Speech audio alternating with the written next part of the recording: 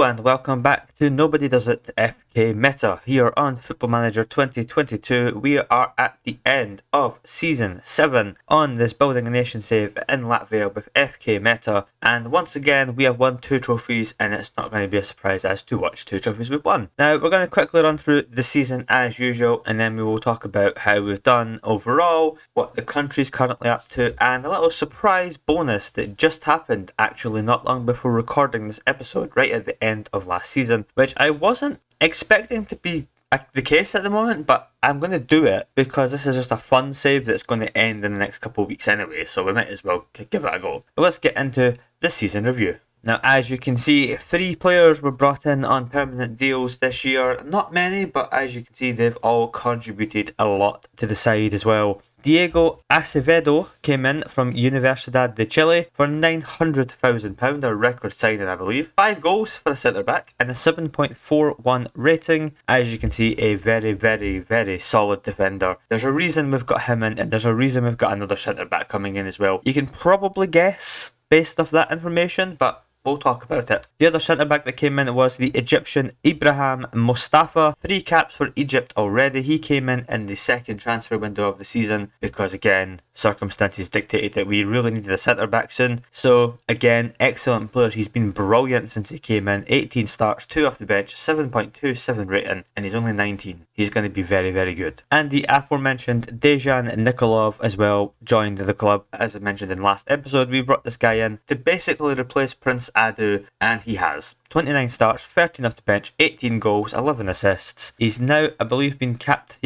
for North Macedonia, and he's just getting better as well. He's a very, very good striker at the age of 19 years old, and if we can keep this guy for a couple of years, we are going to be in dreamland. On the outs, nothing overly exciting at this moment. As we mentioned, Mateo Pereira left, Ugo Rositas left. We knew about them. King Archerson was kicking up a fuss, so we let him go. Nelson Akinyemi never really did it for us. I let him go for 21,500. He's a good player, and I know we're talking about centre-backs, but he just wasn't really playing for us that much. I mean, he had this one season here, but it was 23 appearances off the bench. So we just decided to let him go. A decent servant, but 21.5 grand. 24 grand for Devish Morosh to Tukums. I don't understand this deal at all, but whatever, they can have him. And we also let Artem Voropayev go to Rotor, the Russian left back. Very good player for us in the couple seasons he was here, but he wasn't breaking that 7 rating, and we had better players coming through in that position, so we just let him go. There's no point keeping him around. And Robert Kipst finally left as well. He was on a month-to-month contract for about 3 years, and he's finally gone. He's not kicked a ball in 3 years either. So, good luck, Robert. In terms of loans out, we did loan out Alexandros Vasilidis to RFS. They paid us some money, and it's not showing there for some reason, but he did have a pretty good campaign in the Versliga for them. 32 games, 6 goals, 3 assists, 7.14 rating. A good season for a very promising midfielder. 18 years old now, and if we could just get the pace up a little bit, I think he's still going to develop into a very solid midfielder. We might loan him out again for another year, hopefully in the Versliga to another team, but he's been pretty good. I can't really complain. Ulrikes went to Riga, and he was kicking off, whinging about not playing very much. One of our all-time players. He's playing less and less year on year, so it's about time he gets some game time, I think. And as you can see, the league campaign was not challenging at all. 36 games, 35 wins, 1 draw, which was quite infuriating, because I just posted on Twitter about our unbeaten run, and then we drew with Riga, as you do. 107 goal difference, 106 points. There's a reason why I always feel like Building a Nation saves are hard to do week by week, or like a more regular save on YouTube, and it's things like this. When you get to the stage where you're just so much better than your local division, and all the sides around you, you're just putting goals past them for fun. It's not the most entertaining thing to watch, I feel like, when you're just winning 5-0, 4-0, 6-0 every week. But that's what we did this year. We came back with a vengeance. Silva we'll talk about shortly because he's been insane again. But another league win and another cup win as well. We did take the cup a little bit more seriously. We still rotated for the most part, but we got past RFS and Riga, and then we beat Smilten quite comfortably in the final 3-0 to win our, I believe, third Latvia Cups.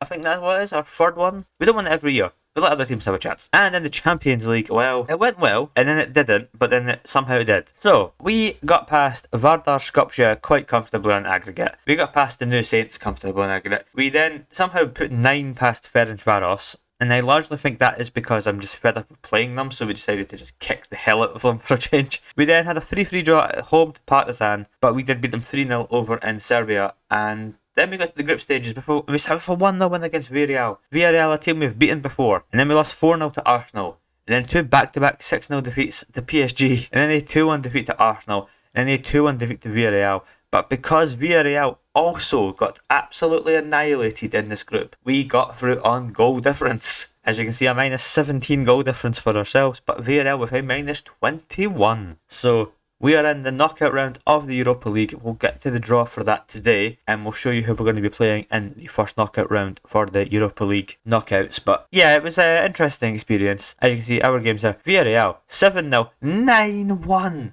9-1. 2-0, 4-0, and then the 1-0 to us. So, thanks Villarreal for being absolutely garbage. Our reputation has gone up again, which is very good. We are up to 2.5-star national reputation, and the money continues to flow in as well. Obviously, there's a big difference between the Champions League and the other European competitions, so the prize money is well up, but the sponsorship keeps going up as well. 684 shirts sold. We are getting closer and closer to the 1,000 shirts. And in terms of the accolades, as you can see, Silva, that man Grinbergs again, Panda, the usual suspects all up here. Dean Close with a 13 yellow cards, 1 red card season. Good stuff, mate. Gutierrez, 36 clean sheets. Silva, 47 goals. And it was an excellent season, as we all predicted. Now, first thing you've probably noticed before we go any further, we are now the Latvia manager, as you do. So, Latvia ran, like a couple of weeks ago, basically came up to me and were like, do you want the job as manager? So I was like, well, it's a building a nation save. I suppose I could try and build a national team at the same time. So yeah, we're the Latvia manager now.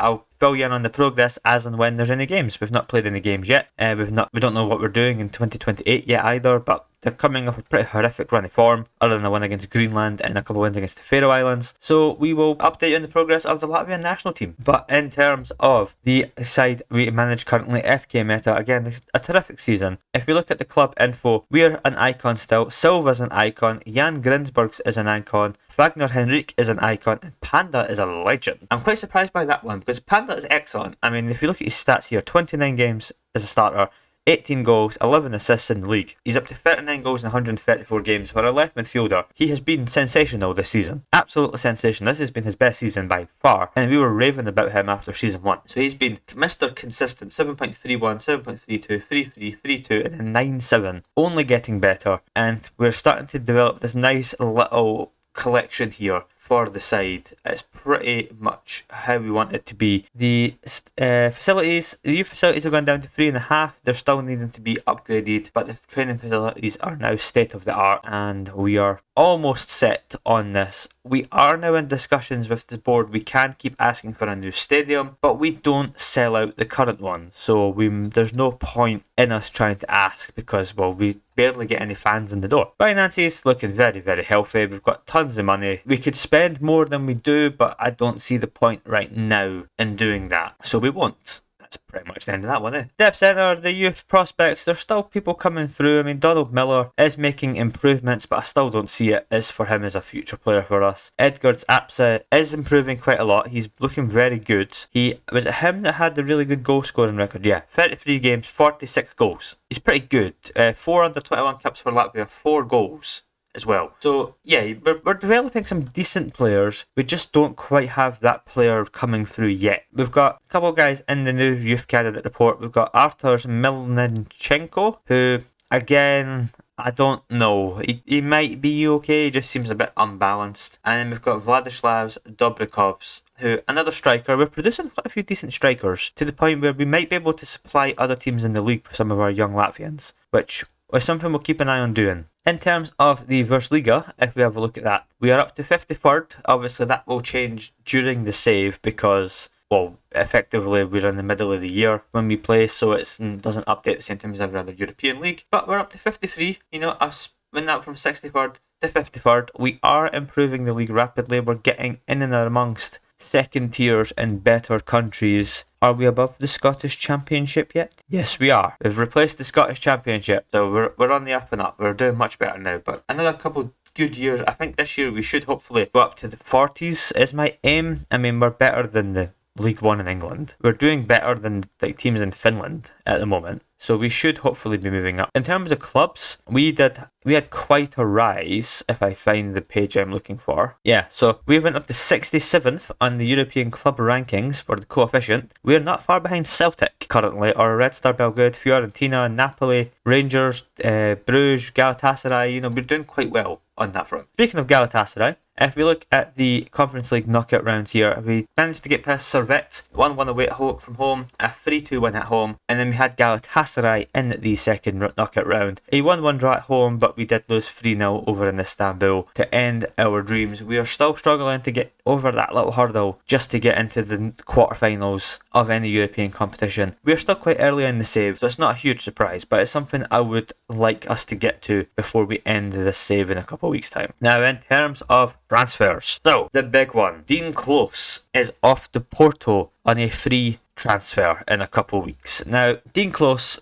came to us at the start of the season and was kicking off about wanting to go to a bigger club. So we did the usual, what would it take to keep you here, all this stuff. And he basically said no, and we decided to try and sell him for as much money as we could. I was looking for around £1 million plus. The best offer we got was 650,000 from, I think it was Birmingham, and it wasn't happening. We rejected a bid from Fulham that was nothing, and he kicked off and basically did the whole I'm going to leave on a free transfer, blah blah blah blah blah. And then nobody tried to sign him for months. We tried to sell him, nobody was taking him, and then he's now going to Porto on a free deal at the end of the season. He's been an excellent player for us for £110, so we're not actually losing out on much money on him. Mr. Consistent at the back, but he's going to be Porto's player now. I'm going to miss him. He was excellent for us. I think we've got really good replacements, but Dean Close, £110 for this guy. He's probably going to go somewhere in England from Porto and be great, but oh well, he's gone. We don't care about him anymore. In terms of the other outs,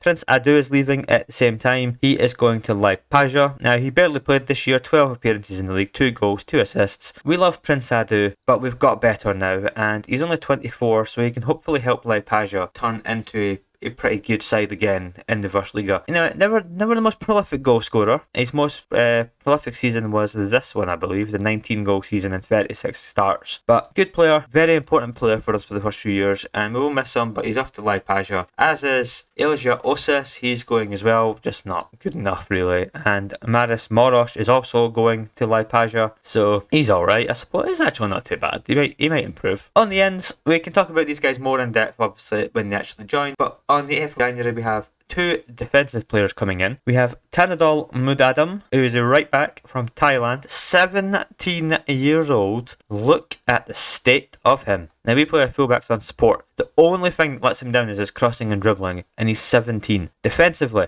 excellent. He's fast. His mentals are insane. Like, this guy's so good. And he's joining us in a couple of weeks' time. He's probably going to be our first choice right back at the age of 17. And he might be 18 actually by the time he comes. And then we've also got in Mark Lorenson from Brøndby for up to £775,000. A centre back option, but I couldn't really say no to this guy. So a good player. I mean, if you look at him here, physical's pretty good. Mentals can improve, and his basics for defending are solid as well. Now this guy, our scouts found him, and then Dortmund actually had interest in him, as did a couple other decent-sized European sides. We managed to sneak in first and get him signed. He might be a candidate to go out on loan for the first season, or he will be our backup option. We've also got Idubu as a centre-back backup for the season if we need him, but I think he's pretty good. He's consistent, fairly determined, so he should improve quite well as well. For that much money, I'm not really going to complain. Tactically, we're still running the 4-4-2. We're going to use this for Latvia as well, see how we get on. And if we look at the season review in terms of goals, again, 47 appearances, 47 goals for Silva. He scored 16 in the Champions League. Now 5 of them were in one game, but 26 in the league in 27 games. He's a beast. He's an absolute beast. And these stats aren't even that good, really. Like, they're solid, but I don't understand how this guy is the goal scorer that he is. I feel like we can improve on Silva, but I don't want to sell him. So he might be a guy who potentially goes out in a year or two's time. Hopefully to another team in Latvia would be the aim. We can try and sell him with like Riga or RFS or someone. But his stats these last few years are insane. We talked about him after that 13 goal league season that maybe Silva's on the out. And then he's proceeded to put it through 2 absolutely legendary seasons. 108 goals in 179 games total for the club. He's ridiculous. 103 and 145 in the league. Just insane. Panda we talked about. Unreal. Unreal season. Absolutely ridiculous. Ragnar Henry, if we can get to the right part of the page that I'm looking for here. Again, another good season. He played more as a starter this year. 118 games, 48 goals, 17 in the league, 3 in the Champions League. Still improving. Is wanted by Riga.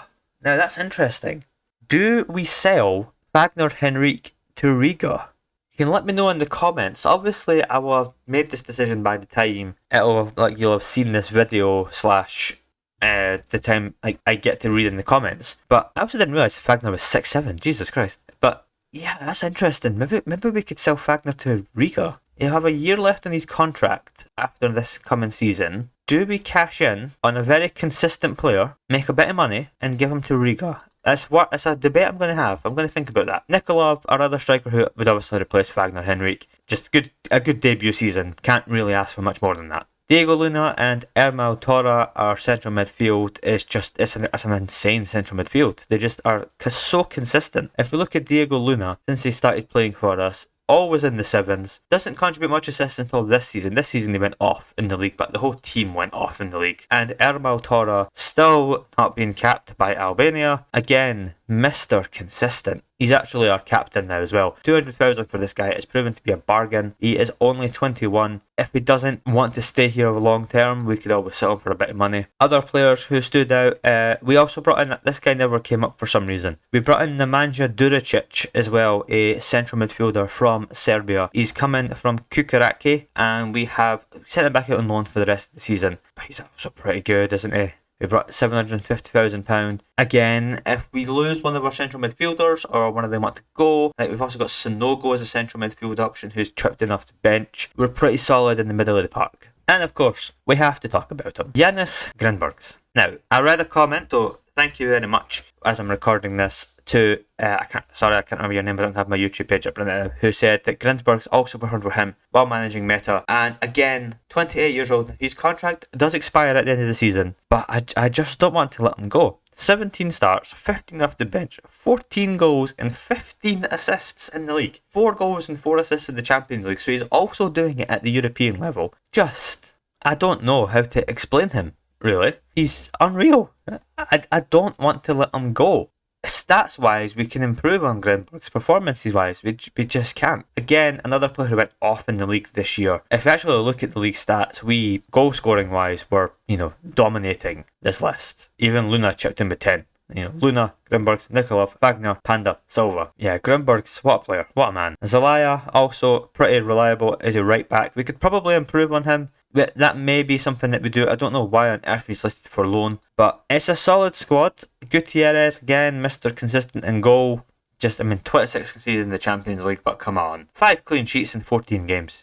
Can't ask for much more than that. What a signing. He's been on a free transfer, by the way. What a signing. In terms of, we'll just quickly wrap up. I know this is going a little long, this episode, but Riga, how did they get on in Europe this past year? First knockout round in the Conference League, not great, guys, not great. Liepāja, actually, who finished where in the league? Yeah, so Liepāja, what did Liepāja do in Europe this year? Okay, so they got past Aberystwyth Town and then lost to Larne. That's disappointing. Come on, guys. We're better than the Northern Irish League. And Spartaks, what did you guys do in Europe this year? They got to the third qualifying round before losing to Lokomotiv Plovdiv. So again, the teams in our division still not pulling their weight in Europe. The good news is that as of this coming season, everybody qualifies for the second qualifying round of the Conference League. So you're welcome, guys, because we've sorted that for you because you have not contributed at all to this success. So that's good. Hopefully we can get this qualifying round in the Champions League up soon, because I'm kind of sick of playing some of these teams in the first qualifying round. But that's kind of going to do it for the season review. Hopefully you've enjoyed that. Hopefully you're still enjoying these videos. I'm still super enjoying this save overall. I mean, I'm having a great time playing it. I kind of wish I'd started this earlier, because if we started earlier we might have been able to get quite a lot done. But we managed to get 7 seasons currently. We've won the league again. We're dominating in the league. If we can just get get into the second position in the Champions League. A favourable draw is all it takes, or a good run in one of the European competitions, and we will be laughing all the way to the bank. I'm just going to double check there's nobody else have signed. No, okay, we're good. But that's going to do it for today's episode. Thank you very much for watching, and I will see you guys probably in a few days' time again for Season 8. Goodbye.